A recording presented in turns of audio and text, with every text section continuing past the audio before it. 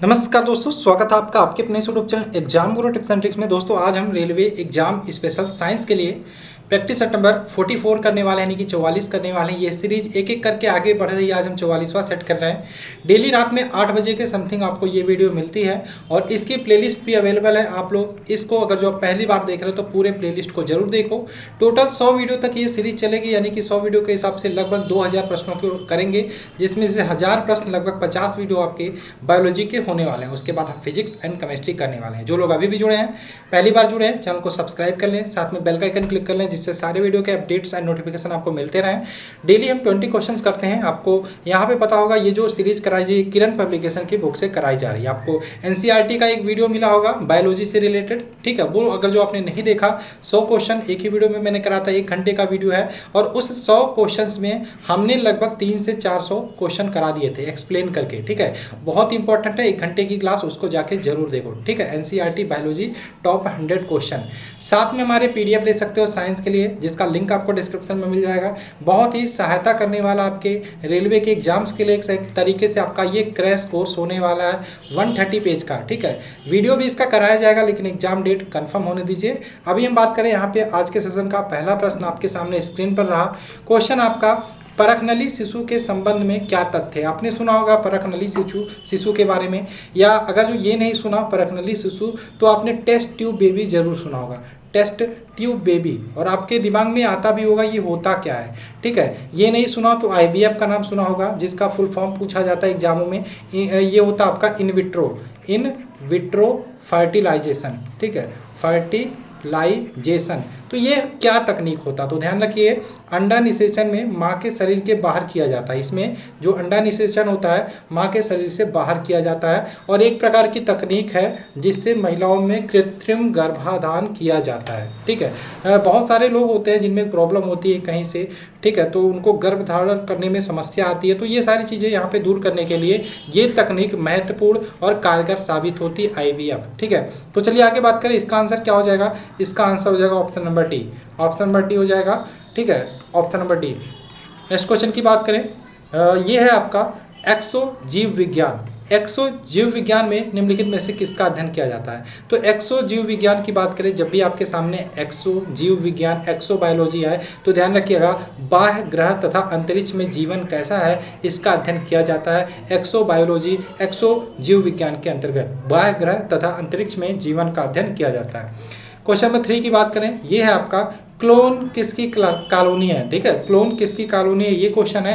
तो ध्यान रखना, इसका आंसर होगा एक समान आनुवंशिक संगठन वाली कोशिकाओं की कॉलोनी होती है।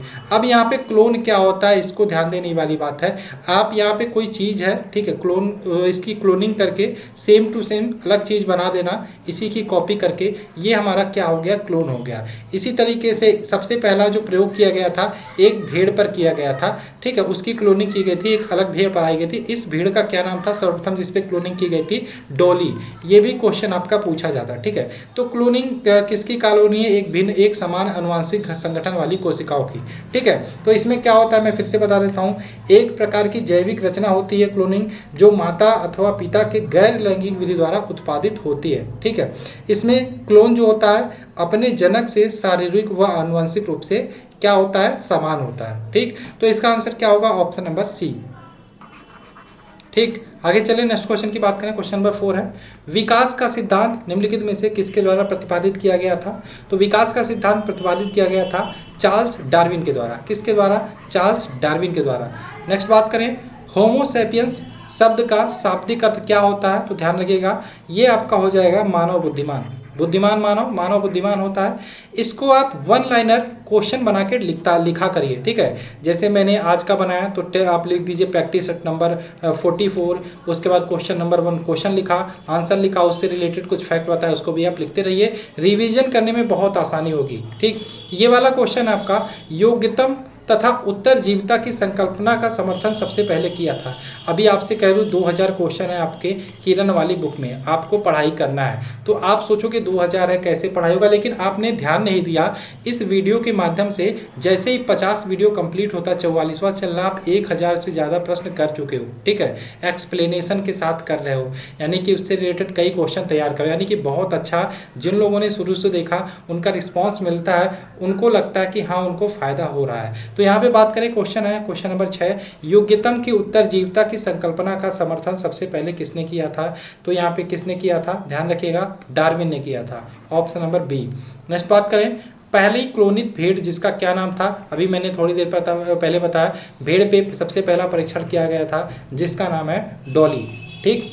नेक्स्ट है, प्राणियों के वैज्ञानिक नाम लिखने में प्रयुक्त भाषा है, कौन सी भाषा प्रयुक्त की जाती है? तो लैटिन भाषा प्रयुक्त की जाती है, ऑप्शन नंबर बी। नेक्स्ट बात करें, विलुप्त प्राणियों के अध्ययन को क्या कहते हैं? ये क्वेश्चन मैंने बताया था, ये रिपीट हो रहा है, ठीक है। विलुप्त प्राणियों के अध्ययन को कहते हैं पैलियोंटोलॉजी। क्या बोलते हैं? पैलियोंटोलॉजी, ठीक है, ऑप्शन नंबर डी इसका राइट आंसर हो जाएगा, पैलियोंटोलॉजी। नेक्स्ट बात करें, 10 नंबर क्वेश्चन है, जोहान ग्रेगर मेंडल क्यों प्रसिद्ध हैं? जोहान ग्रेगर मेंडल क्यों प्रसिद्ध है? तो ध्यान रखना, इन्होंने आनुवांशिकता का नियम प्रस्तुत किया था, इस कारण से यहाँ पे ये प्रसिद्ध है। क्वेश्चन नंबर 11 की बात करें, जीन शब्द किसने बनाया था? तो जीन शब्द बनाया था WL जोहानसन ने। किसने?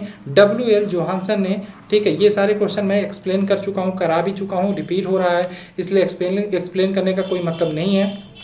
नेक्स्ट बात करें, GM फूड से क्या आशय है? GM सबसे पहले समझना चाहिए आखिर GM क्या होता है। तो GM जब भी आए, GM फूड, ठीक है, तो GM होता है जीनेटिकली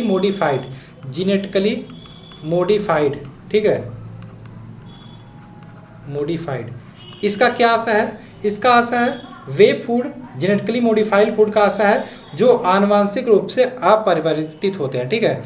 तो आनुवांशिक रूप से जो अपरिवर्तित होते हैं वो आपके जेनेटिकली फूड के अंतर्गत आते हैं, ठीक। आगे बात करें, क्वेश्चन नंबर 13 है, HYV का पूरा नाम। तो HYV का पूरा नाम होगा high yielding variety, option number C, high yielding variety. इसके द्वारा अधिक पैदावार वाले पौधे तैयार किए जाते थे, किसके द्वारा? HYV द्वारा, ठीक है, इसके द्वारा अधिक पैदावार वाले पौधे तैयार किए जाते हैं और इसका पूरा नाम हो जाएगा हाई यील्डिंग वैरायटी।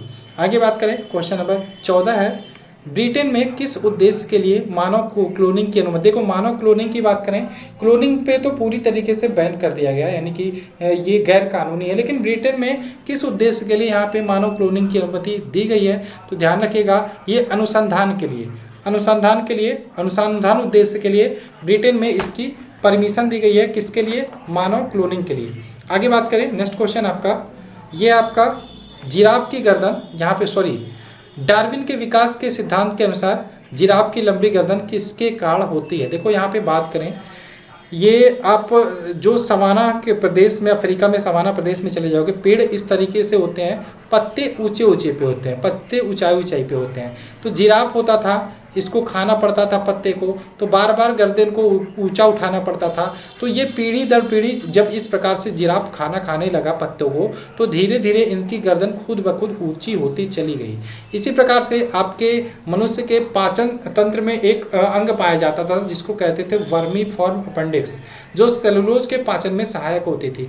इसका भी कोई उपयोग नहीं होता था, धीरे धीरे ये भी अब खत्म हो गया, ठीक है। इसी प्रकार से कहते हैं मनुष्य के पूंछ पाया जाता था, लेकिन पूंछ धीरे धीरे मनुष्य का उपयोग नहीं रहा, इसलिए वो भी धीरे धीरे खत्म हो गया, ठीक है। ये आपका डार्विन का विकास का सिद्धांत के अनुसार जिराफ की गर्दन, तो ध्यान रखना, जिराफ की गर्दन पीढ़ी दर पीढ़ी ऊंचे पत्तों तक पहुंचने, यहाँ पे क्या आंसर हो जाएगा? पीढ़ी दर पीढ़ी ऊंचे पेड़ पर पत्तों तक पहुंचने से के सतत प्रयास के कारण बनी है ऊंची गर्दन, ठीक है। ये इस प्रकार से कुछ जिराफ की गर्दन होती है, कुछ इस प्रकार से, ठीक। तो ये एक ऐसा नहीं है कि अचानक से बन गया, ये पीढ़ी दर पीढ़ी कई पीढ़ियाँ लगी होंगी, ठीक है। तो ये धीरे धीरे इस प्रकार से ऊंचा होता होगा, ठीक है। तो आगे चलें, और ध्यान रखना, ये कहाँ पाया जाता है? अफ्रीका के सवाना प्रदेश में विशेष स्पेशली पाए जाते हैं, क्या? जिराफ। क्वेश्चन नंबर 16 की बात करें, ये है आपका DNA अंगुली छाप का प्रयोग किसकी पहचान के लिए किया जाता है? माता पिता, जी हाँ कर सकते हैं, बलात्कारी, चोर, ये उपयुक्त सभी इसका राइट आंसर हो जाएगा, ऑप्शन नंबर सी, डी, ठीक है, उपयुक्त सभी। नेक्स्ट बात करें, गर्भाशय में शिशु के विकास की जानकारी है तो किसका प्रयोग किया जाता है? तो आप लोग जानते होंगे अल्ट्रासाउंड का प्रयोग किया जाता है। ऑप्शन नंबर सी इसका राइट आंसर होगा। नेक्स्ट बात करें, किसी समुदाय के स्वास्थ्य का सबसे अधिक संवेदनशील संकेतक निम्न में से कौन सा है? सबसे अधिक संवेदनशील संकेतक किसी समुदाय का शिशु मृत्यु दर होता है। ठीक है, ये प्रति 1000 शिशु जो जन्म लेते हैं उन पे देखा जाता है कितने बच्चों की मौत हो रही है। ठीक, आगे बात करें क्वेश्चन नंबर 19 की। ये है आपका बिना बीज के फलों को विकसित करने की विधि। बिना बीज के फलों को विकसित करने की विधि को क्या कहते हैं? तो ध्यान रखना, इसको बोलते हैं टिश्यू कल्चर या ऊतक संवर्धन विधि। क्या? ऊतक संवर्धन विधि या टिश्यू कल्चर।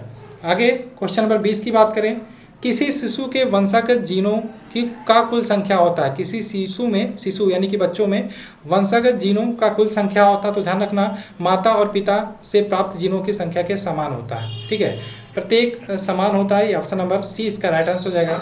तो आशा है आपको ये 20 क्वेश्चन समझ में आए होंगे, सारे क्वेश्चन अच्छे लगे होंगे और अब ये जल्दी जल्दी कोशिश करूंगा ये खत्म करने की पूरा सीरीज। ठीक है, तो चलिए मिलते हैं नेक्स्ट वीडियो में। अच्छा लगा वीडियो को लाइक कर देना। मिलते हैं नेक्स्ट वीडियो में। जय हिंद दोस्तों, जय भारत।